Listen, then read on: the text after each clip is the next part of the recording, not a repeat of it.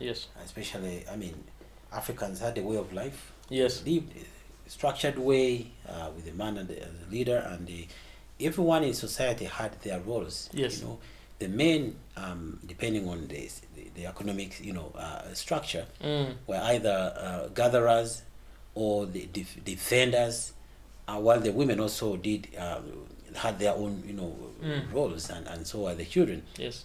So when you come and take away certain key members of society, the traditional society breaks down. it breaks down. The structures break down, and it can take time to rebuild. And that's if you're able to go back to where you were. I believe there was also mass displacement.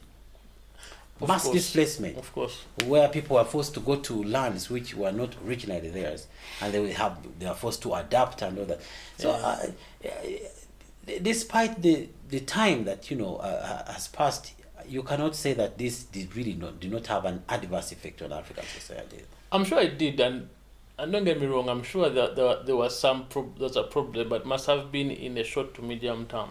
When we come to long term, I feel like the long term means that we should have been able to cater for that moment to recover from those times.